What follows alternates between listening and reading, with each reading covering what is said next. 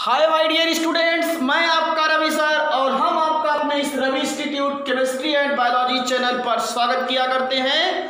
तो मेरे प्यारे बच्चों एवं साथियों, आज देखिए जो हम आपको 11th की केमिस्ट्री है एनसीईआरटी जो यूपी बोर्ड या अन्य बोर्डों पे क्या हुआ करती है एप्लीकेबल की गई है बुक आपकी, उस एनसीईआरटी बोर्ड का जो आपका पूरा 11th की केमिस्ट्री का सिलेबस है और हमारी क्या स्ट्रेटजी होनी चाहिए उस पूरे टॉपिक को पढ़ने के लिए, क्लियर करने के लिए, अगर हमको किसी भी सब्जेक्ट के बारे में अगर अच्छी तरीके से जानकारी रखना है तो सबसे पहले अगर हमारा कोई थीम हुआ करती है तो वो सबसे पहला हुआ करता है कि उस सब्जेक्ट के अंतर्गत आने वाले जितने भी चैप्टर हैं उन सभी चैप्टर को हमको जानकारी होनी चाहिए कि हमारी सब्जेक्ट में कौन कौन से चैप्टर हैं और वो उसके अंतर्गत कौन कौन से टॉपिक होते हैं।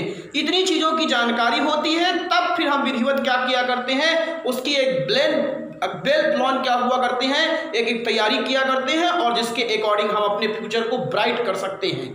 तो अगर आपको 11th की केमिस्ट्री की सही तरीके से जानकारी करना है तो सबसे पहला जो हमारा उद्देश्य हुआ करता है, हमको ये जानकारी होना चाहिए कि हमारी बुक कौन सी है, हमारी बुक में सिलेबस कौन कौन सा है, कितने चैप्टर्स हैं, कौन कौन से चैप्टर हमको बुक में पढ़ना है। तो ये सब चीज़ें आपको आज हम बताने वाले हैं।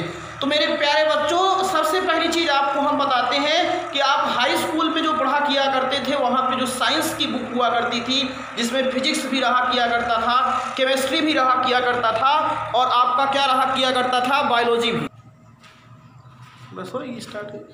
देखिए इसमें मैंने आपको बताया कि जो आपके यहाँ 11th की केमिस्ट्री का एनसीईआरटी है, जो इस एनसीईआरटी में आपके यहाँ जो आपकी बुक है वो 2 पार्ट में डिवाइड है, जिसमें पहला पार्ट जो हुआ करता है आपका ये भाग 1 है और दूसरी जो बुक है वो भाग 2 पार्ट में आपकी बुक डिवाइड है। लेकिन आपको सबसे बड़ी चीज इसमें ये बता दे रहे हैं, पेपर जो होगा वो केवल आपका एक ही होता है। जो बुकें हुआ करती हैं भले आपकी 2 पार्ट में हुआ करती हैं, लेकिन जो आपका पेपर हुआ करता है केवल एक ही पेपर हुआ करता है 11th की केमिस्ट्री में, ये जान लीजिएगा। और वो जो पेपर हुआ करता है आपका वो थ्योरी का जो हुआ करता है वो 70 मार्क्स का, मतलब कि 70 नंबर का जो आपका पेपर हुआ करता है वो आपका थ्योरी का हुआ करता है और फिर इसी में आपको क्या हुआ करता है, 30 मार्क्स का क्या हुआ करता है, आपका प्रैक्टिकल हुआ करता है। तो कुल मिला के अगर देखा जाए तो ये 70 नंबर की आपकी क्या हुआ करती है, थ्योरी हुआ करती है और 30 नंबर का आपका क्या हुआ करता है, प्रैक्टिकल। और अगर दोनों को ऐड कर दिया जाता है तो आपका क्या हुआ करता है, 100 मार्क्स हुआ करता है। पहले ये जानिए कि किस तरीके से आपका पूरा जो सिलेबस है वो कौन कौन से चैप्टर के रूप में क्या है आपके यहाँ रहेगा। तो पहले चीज ये ध्यान दीजिए, जो हमारी पूरी कंप्लीट स्ट्रेटजी है वो यही है कि हमारी जो एनसीईआरटी है जो सीबीएसई पैटर्न पे भी है, यूपी बोर्ड में भी है, एमपी बोर्ड में भी है, कई बोर्डों में भी है, इसलिए तो एनसीईआरटी गवर्नमेंट ने क्या किया है, अप्लाई किया है, जो कई स्टेट में जान लीजिए ये आपके लिए होती है अप्लीकेबल। तो ये चीज कंफर्म हो गई कि हमको केमिस्ट्री का कितना पेपर कंप्लीट करना है, केवल एक पेपर देना होता है। वैसे ही 12th में भी होता है, जैसे 11th में है पैटर्न जान लीजिए मार्क्स का, ठीक उसी तरीके से क्या हुआ करता है 12th में भी पैटर्न हुआ करता है। बस फर्क इतना होता है कि वहां पे भी ऐसे रहेगा, 70 नंबर का आपका पेपर होता है, 30 नंबर का वहां पे भी प्रैक्टिकल हुआ करता है और फिर पूरा टोटल 100 नंबर्स का। ऐसे ही अगर आप जानना चाहें तो ऐसे ही फिजिक्स में भी होता है, 70 नंबर की थ्योरी होती है, 30 नंबर की प्रैक्टिकल।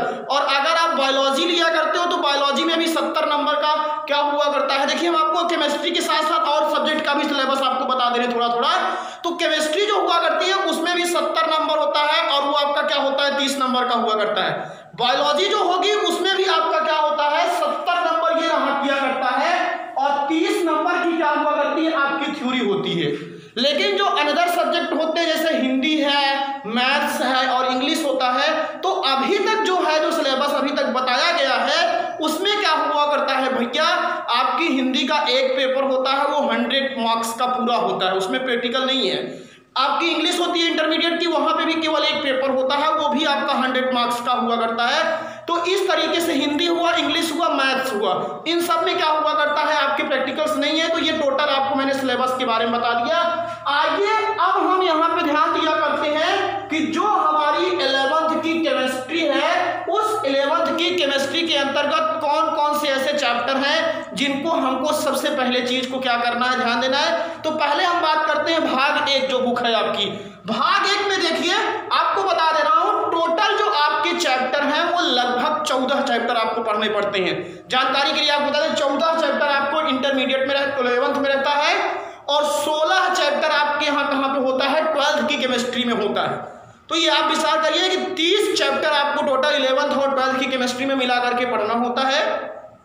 और इसी 30 चैप्टर से ही आपको, जैसे आप विभिन्न प्रकार के कॉम्पिटिटिव एग्जाम देते हो, चाहे नीट का हो, चाहे आपका IIT का हो, चाहे पॉलिटेक्निक का हो, जितने भी प्रकार के एम्स हुआ करता है, ये सब एग्जाम हुआ करते हैं, बीटेक वगैरह की, IEEE की, तो इन सब में UPTU के, तो वहाँ पे केमिस्ट्री से आपको जान लीजिए लगभग 11th और 12th की केमिस्ट्री से 30 चैप्टर जो आपकी केमिस्ट्री है, इसी 30 चैप्टर की केमिस्ट्री से ही आपको क्या किया जाता है, क्वेश्चन पुट किया जाता है।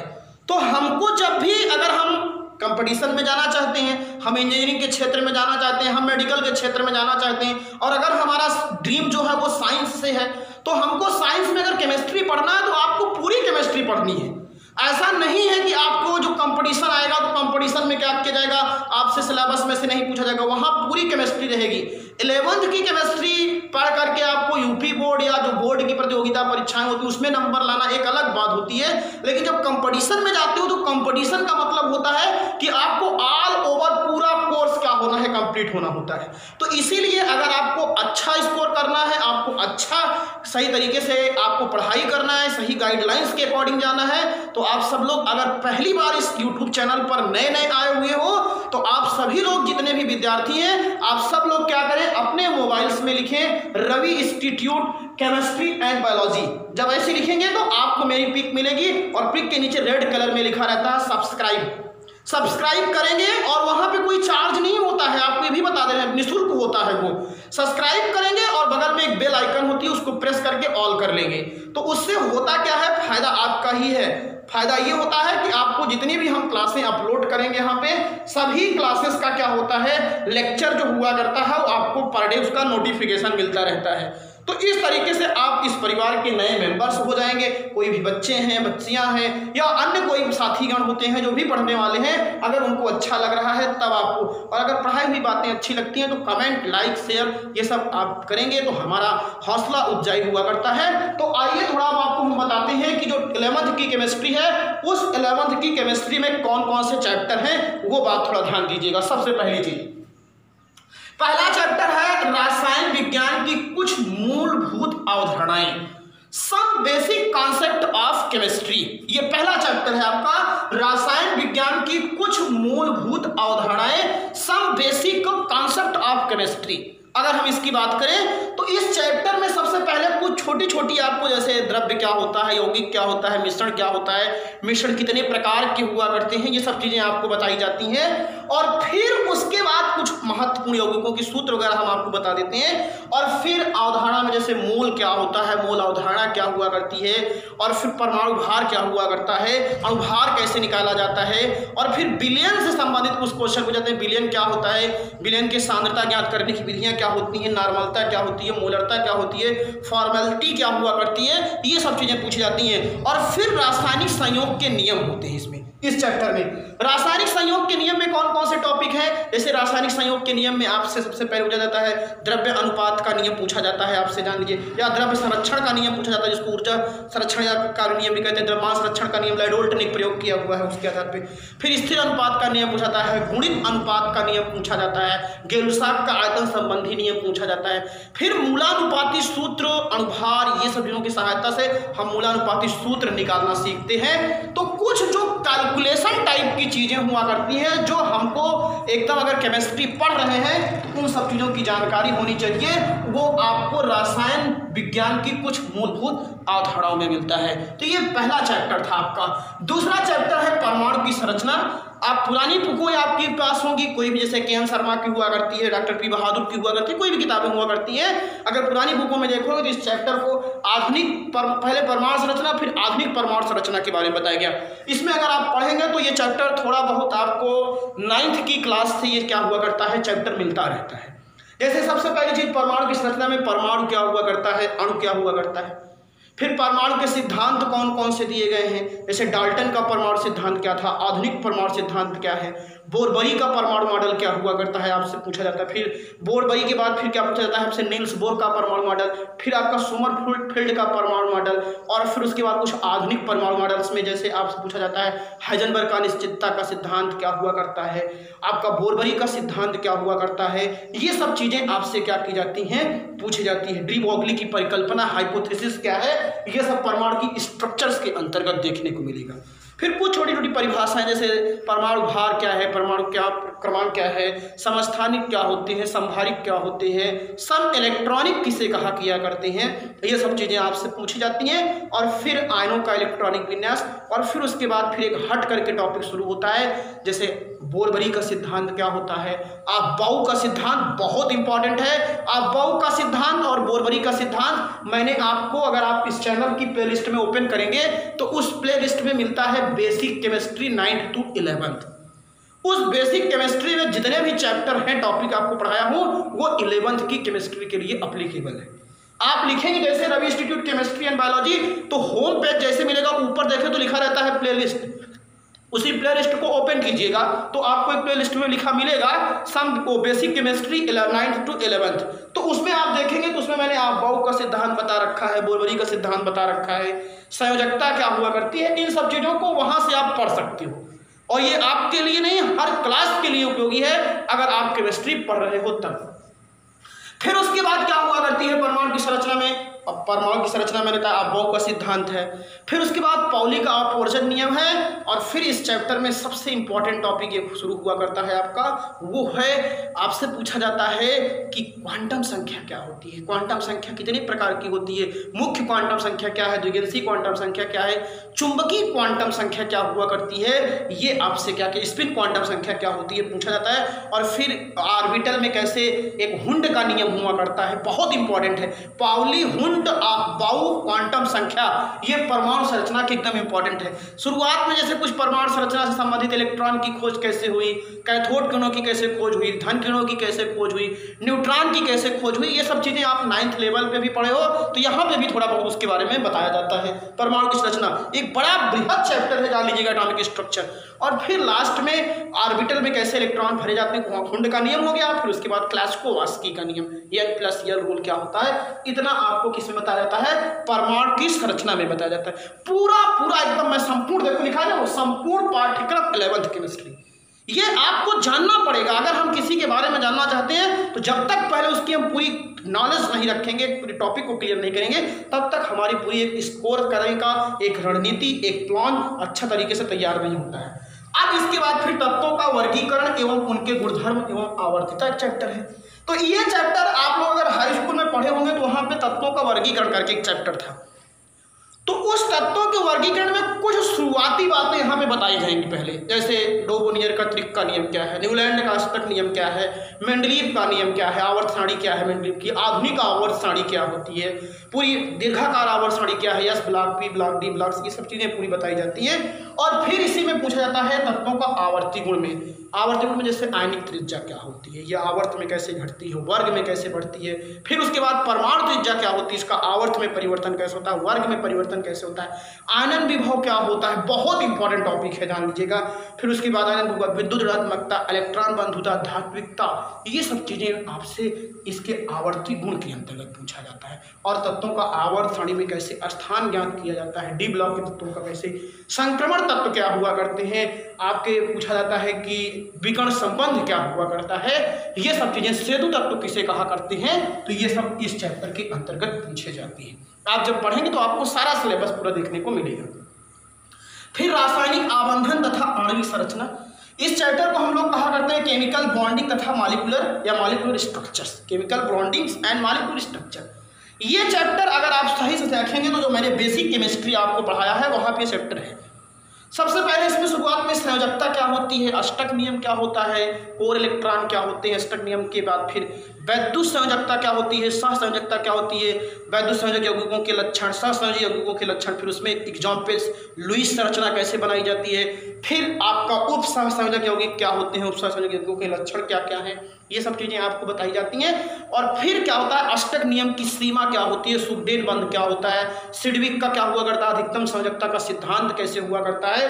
और फिर इसी चैप्टर में सबसे इंपॉर्टेंट टॉपिक शुरू होती है, बैलेंस बॉन्ड थ्योरी, बीबीटी क्या हुआ करती है, जिसमें सिग्मा बॉन्ड कैसे बनता है, पाई बॉन्ड कैसे बनता है, ये सब सिखाया जाता है, सिग्मा बॉन्ड की ओवरलैपिंग बताई जाती है। और फिर एक नीट और जेई में टॉपिक बहुत अच्छा इंपॉर्टेंट होता है, जिसका नाम होता है संकरण या हाइब्रिडाइजेशन। संकरण किसे कहा करते हैं, संकरण की शर्तें कौन कौन सी होती हैं, sp संकरण क्या होता है, sp2 संकरण क्या होता है, sp3 संकरण क्या होता है, sp3d1 क्या होता है, d2 क्या होता है, sp3d3 संकरण क्या होता है, पूरा का पूरा एकदम डिटेल आपको संकरण कैसे ज्ञात किया जाता है, ये सब चीज़ें देखने को मिलती हैं। फिर बैलेंस बॉन्ड थ्योरी के बाद फिर आपको पढ़ाई जाती है वेस्पर थ्योरी, बैलेंस से इलेक्ट्रॉन पेयर रिपल्सन थ्योरी। नायहॉम एवं गिलेस्पी एक साइंटिस्ट थे, उन्होंने इसको प्रपोज किया था। फिर वेस्पर थ्योरी के अंतर्गत कैसे आप स्ट्रक्चर बनाते हो अमोनिया का, जल का, पूरी वेस्पर थ्योरी ब्रॉड आपके लिए देखने को मिलती है। फिर मॉलिक्यूलर ऑर्बिटल थ्योरी क्या हुआ करती है, वो भी आपको इसी चैप्टर के ही अंतर्गत पढ़ाया जाता है, वो भी एक अपने में जान लीजिए इंपॉर्टेंट टॉपिक है। Molecular orbital theory, valence bond theory और आपकी कौन सी वेस्पर थ्योरी, ये जान लीजिएगा। और हाइब्रिडाइजेशन, इन तीनों चैप्टर की जान है, वो सबसे इंपॉर्टेंट टॉपिक है, जान लीजिएगा। फिर इसके बाद अगला जो चैप्टर है स्टेज ऑफ मैटर, द्रव्य की अवस्था कौन कौन सी होती है। तो आप जानते हो जो द्रव्य की अवस्थाएं होती हैं वो तीन होती हैं, ठोस, द्रव, गैस। तो द्रव के बारे में तो हम 12th में पढ़ते हैं विलेन वाले चैप्टर में, गैस के बारे में हम लोग यहाँ पढ़ेंगे, और ठोस के बारे में भी 12th का चैप्टर है ठोस अवस्था, तो वहाँ पढ़ लेते हैं। तो यहाँ पे हम पहले ठोस पढ़ते हैं, द्रव क्या होता है, गैस क्या होता है, फिर गैसों का अणुगत सिद्धांत पढ़ाया जाता है, और फिर उसके बाद गैसीय नियम बताए जाते हैं द्रव्य की संरचना में। अब गैसीय नियम में जैसे क्या होता है, बायल्स का नियम क्या है, चार्ल्स का नियम क्या हुआ करता है, और फिर स्थिर दाब आयतन का नियम क्या हुआ करता है, आदर्श गैस समीकरण क्या हुआ करता है, गैस समीकरण क्या होता है, आदर्श गैस समीकरण क्या होता है, फिर ग्राहम का विसरण नियम क्या हुआ करता है, फिर श्यानता क्या हुआ करती है, ये सब चीजें आपकी द्रव्य की अवस्था में। डाल्टन का आंशिक दाब का नियम क्या हुआ करता है, इस पर न्यूमेरिकल यहाँ पे देखने को मिलती है। और फिर उष्मागतिकी क्या होती है, थर्मोडायनेमिक क्या है, थर्मोडायनेमिक जान लीजिएगा। ये एक तरीके से अगर हम कहें तो ये फिजिक्स में भी आपको देखने को मिलता है, द्रव्य की अवस्था और जो आपकी ये थर्मोडायनेमिक होती है, ये सब आपके फिजिक्स में भी चैप्टर है। अब जैसे थर्मोडायनेमिक में हम बात करें तो पहले पढ़ाया जाता है what do mean by thermodynamic, thermodynamic क्या होता है, फिर थर्मोडायनेमिक के अंतर्गत क्या क्या कुछ सिस्टम हुआ करते हैं, खुला निकाय क्या है, बंद निकाय क्या होता है, फिर आपसे समदाबी कुछ प्रोसेस पढ़ाए जाते हैं, एक होता है आइसोलेटेड सिस्टम होता है, फिर कुछ प्रक्रम पढ़ाए जाते हैं, जैसे साइक्लिक प्रक्रम होता है, समतापी होता है, समदाबी होता है, समायतनिक होता है, प्रक्रम रुद्धोष्म प्रक्रम हुआ करता है, सब इसी के अंतर्गत। फिर उष्मागतिकी का प्रथम नियम क्या होता है, द्वितीय नियम क्या है उष्मागतिकी का, फिर उसके बाद एंट्रोपी क्या हुआ करती है इसी चैप्टर में, फिर उष्माधारिता क्या हुआ करती है आपसे पूछा जाता है, वो जिसको आप लोग फिर विशिष्ट उष्मा, ये सब टॉपिक आपके जान लीजिएगा। और फिर ये उष्मागतिकी के जो चैप्टर हैं, और फिर इसमें से दहन उष्मा पूछी जाती है, उदासीनीकरण उष्मा पूछी जाती है, जान लीजिएगा, संभव उष्मा पूछी जाती है आपसे, और फिर इसी से ही एक नियम है इसका, उसको कहते हैं हेस का उष्मा संकलन का नियम। हेस का उष्मा संकलन का जो नियम है वो बहुत इंपॉर्टेंट है, जान लीजिएगा, वो इसी उष्मागतिकी के ही अंतर्गत आपसे क्या किया जाता है, पूछा जाता है। फिर हम बात करते हैं साम्यावस्था, केमिकल इक्विलिब्रियम जो हुआ करती है। इक्विलिब्रियम में दो है, एक केमिकल इक्विलिब्रियम होती है और एक आयनिक इक्विलिब्रियम होती है। केमिकल इक्विलिब्रियम और आयनिक, ये चैप्टर थोड़ा हट के है, अगर आप पढ़ोगे इस चैप्टर को तो ये 11th की केमिस्ट्री में क्या हुआ करता है, ये चैप्टर आपको थोड़ा हट करके देखने को मिलता है।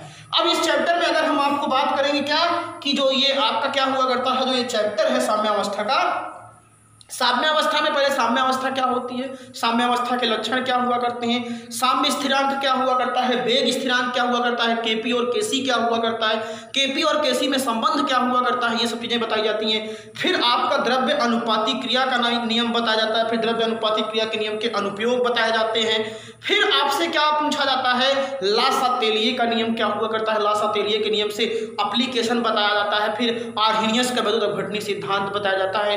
अम्ल क्या हुआ करता है, क्षारक क्या होता है, अम्ल की आर्हीनियस कॉन्सेप्ट क्या है, लुईस कॉन्सेप्ट क्या होता है, ब्रॉन्डेस-लॉरी सिद्धांत क्या हुआ करता है, ये सब इसमें बताया जाता है। फिर पीएच मान क्या होता है, पीएच मान का स्केल कैसे निकाली जाती है, कैसे आप जलीय विलयन का अम्लीय विलयन का क्या करोगे, पहचान करोगे।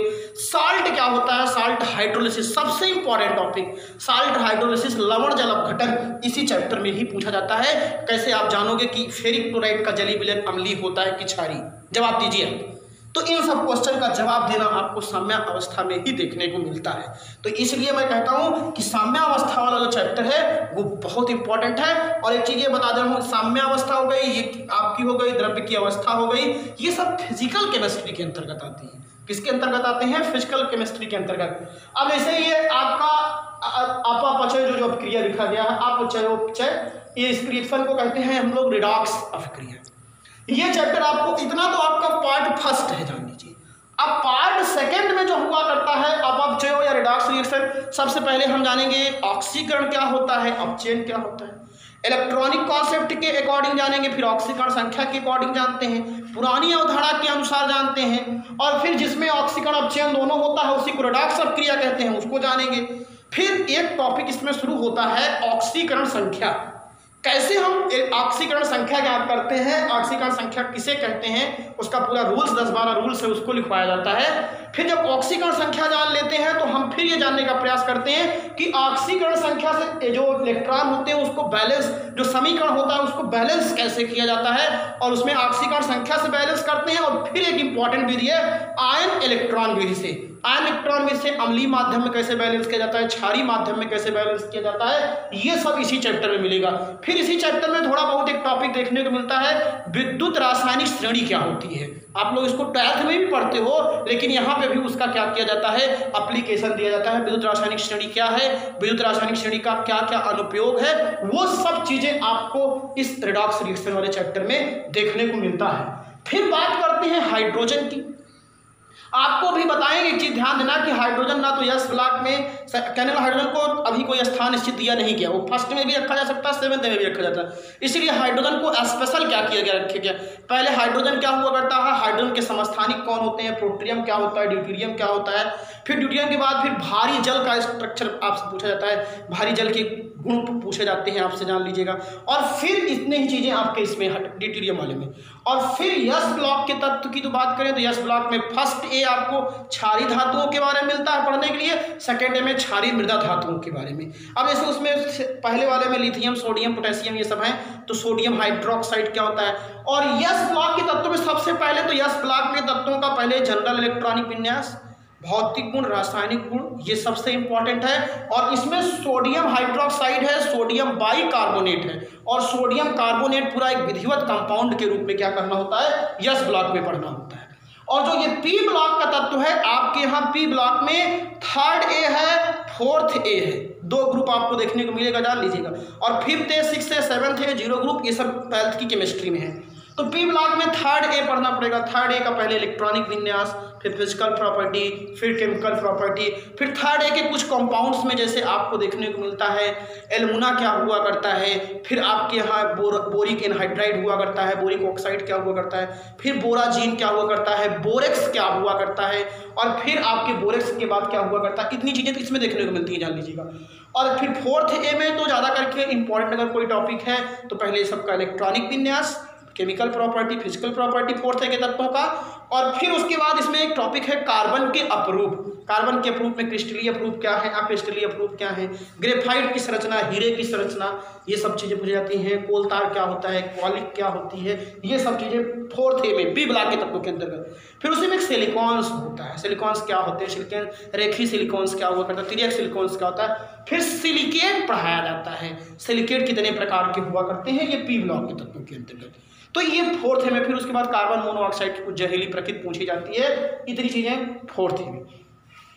और फिर एक शुरू होता है पूरी 11th की केमिस्ट्री का जो सबसे इंपॉर्टेंट और महत्वपूर्ण चैप्टर होता है, कार्बनिक रसायन क्या होता है, और इसकी कुछ मूलभूत एवं तकनीकी पूछी जाती है। कार्बनिक रसायन पहले आपसे पूछा जाएगा, कार्बनिक रसायन क्या होता है, कार्बनिक रसायन के अंतर्गत कौन कौन से क्या होती हैं डिस्कवरियां की गई, कैसे कार्बनिक यौगिकों की खोज की गई, उसमें सिद्धांत, और फिर कार्बनिक यौगिकों के जो आसवन की कुछ विधियां हैं, जैसे वर्ण लेखन होती है, प्रभाजी आसवन हुआ करता है, साधारण आसवन हुआ करता है, फिर कार्बनिक यौगिकों के जो मूलानुपाती सूत्र निकालने के लिए, जैसे मैंने बताया इसमें भी था तो यहाँ पे भी कुछ होता है, ड्यूमा विधि क्या हुआ करती है, ये सब चीज़ें इसमें बताई जाती है। और फिर इसमें एक बहुत इंपॉर्टेंट टॉपिक शुरू होता है, कार्बनिक यौगिकों का वर्गीकरण। वर्गीकरण में खुली श्रृंखला, बंद श्रृंखला, समचक्री, विषम चक्री, एल्केन, एल्कीन, एल्काइन, पूरा ये सब। और फिर सबसे इंपॉर्टेंट टॉपिक इसी में शुरू होता है, कार्बनिक यौगिकों का नामकरण की अंतरराष्ट्रीय पद्धति, जिसको हम लोग IUPAC पद्धति कहते हैं। IUPAC पद्धति जान लीजिए, अगर आपको 11th की केमिस्ट्री पढ़नी है तो केमिस्ट्री में जान लीजिएगा, IUPAC आना आपके लिए सबसे इंपॉर्टेंट है। IUPAC नहीं आएगी तो पूरा इसी फंक्शनल ग्रुप को उठा करके 12th की केमिस्ट्री ऑर्गेनिक बना दी गई। एल्कोहल है, फिनॉल है, ईथर है, कार्बोक्सिलिक है, एल्डिहाइड है, कीटोन है, एमीन्स है, सब वहाँ चैप्टर है और यहाँ उसी के नामकरण करने की विधियाँ बताई गई हैं। तो आपके लिए कितना इंपॉर्टेंट है जान लीजिए ये। IUPAC आपको आना चाहिए, ये बात दिमाग में रखिए। और बेसिक कॉन्सेप्ट तो आपको हाई स्कूल से ही मैं दे देता हूँ। अगर जो बच्चों को दिक्कत होती है, हाई स्कूल से भी वो लेक्चर आपकी क्लास में रहते हैं, वहाँ से उसको देख सकते हैं। अभी से ही पढ़ना चाहते हैं, पढ़ लीजिए, जान लीजिए। तो ऐसी चीज़ें। फिर हाइड्रोकार्बन, हाइड्रोकार्बन में आपको बता रहे हैं, हाइड्रोकार्बन में सबसे पहले एल्केन पढ़ाया जाता है। एल्केन के बनाने की विधियाँ कौन कौन सी होती हैं, जैसे उसमें कई विधियाँ हैं। प्रयोगशाला विधि होती है, फ्रैंक कैलेंडर क्रिया क्या होती है, वुड्स फिटिंग रिएक्शन क्या होता है, फिटिंग रिएक्शन क्या होता है, कई रिएक्शन, कोरी हाउस मेथड क्या हुआ करती है एल्केन बनाने की। फिर एल्केन की केमिकल प्रॉपर्टी में एक बहुत इंपॉर्टेंट रिएक्शन है हाइलोजिनेशन, प्रतिस्थापन क्रिया। फिर एल्केन की केमिकल प्रॉपर्टी क्या होती है, पूरा आपको पढ़ाया जाता है। तो एल्केन ऐसे पढ़ेंगे। फिर एल्कीन शुरू होगा, एल्कीन क्या होते हैं, एल्कीन का नॉमेनक्लेचर कैसे किया जाता है, फिर एल्कीन का प्रिपरेशन मेथड, फिर फिजिकल प्रॉपर्टी, फिर केमिकल प्रॉपर्टी। एल्कीन में एथिलीन आपको मेन टारगेट करना होता है, उसका पॉलीमेराइजेशन रिएक्शन, ओजोनोलिसिस रिएक्शन जान लीजिएगा, लेबोरेटरी मेथड उसकी एल्कीन की, सब बहुत इंपॉर्टेंट। फिर एल्कीन के बाद ऐसे एल्काइन पढ़ाया जाता है। एल्काइन में आपको टारगेट करना होता है, एल्काइन क्या होते हैं, एल्काइन का क्लासिफिकेशन क्या है, एल्काइन का वर्गीकरण क्या होता है, एल्काइन का नामकरण क्या होता है, एल्काइन की प्रिपरेशन की मेथड कौन कौन सी होती है। और फिर उसके बाद एल्काइन में एसिटिलीन को टारगेट करते हुए फिजिकल प्रॉपर्टी, केमिकल प्रॉपर्टी, पूरा यूज तक उसका पूछा जाता है एल्काइन में।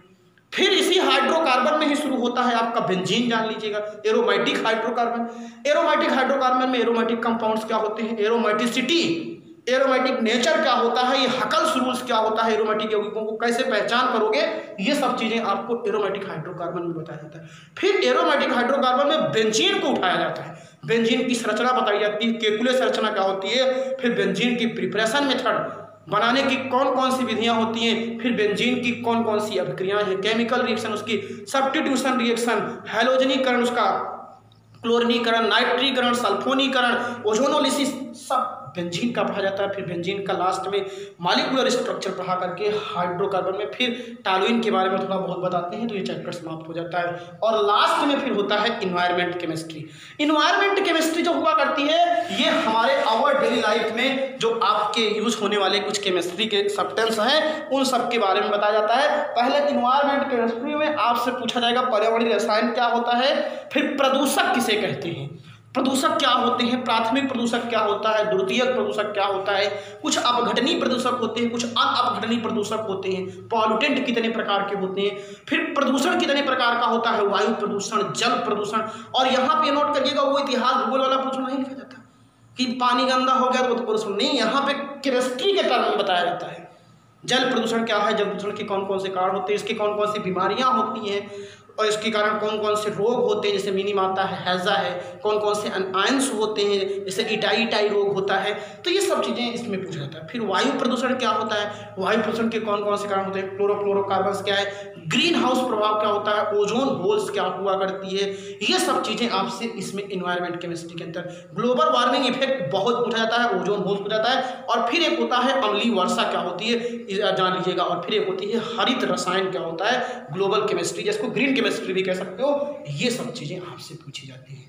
तो आई होप मैंने आज आपको 11th की केमिस्ट्री का जो सिलेबस था उस सिलेबस के अंतर्गत जो आने वाले टॉपिक्स हैं, जो आपको सारी चीजें आपको पढ़ना है, उन सब चीजों के बारे में हमने आज आपको बताने का पूरा प्रयास किया।